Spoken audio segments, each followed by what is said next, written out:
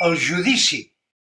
Causa especial 20907-2017. ¡Silencio!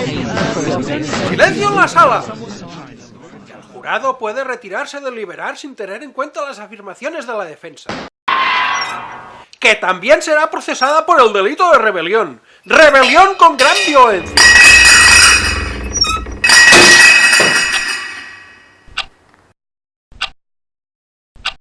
Si el jurado popular tiene ya el veredicto, puede leerlo.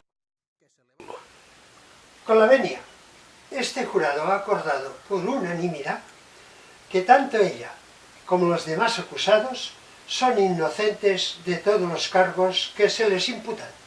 Y ha acordado también... ¡Basta! El veredicto solo puede ser de inocencia o culpabilidad. Sí, señoría. Ahora viene la culpabilidad, ya que los acusados están siendo víctimas de supremas falacias, de falsos informes de la policía. ¡Basta! ¡Basta! ¡Silencio! Informes falsos, señoría, como el de Las Rouras, un municipio inexistente y tan inventado como los informes policiales. Y por todo ello, si la sentencia de este tribunal no es de libre absolución, con la justa reparación de los agravios causados, el veredicto unánime de este jurado es que todos los miembros de este tribunal son reos de abuso de poder, sectarismo y prevaricación.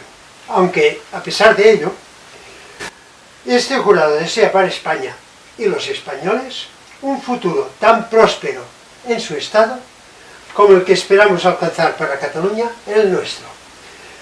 Y para que quede constancia, por escrito se le entregamos a su señoría.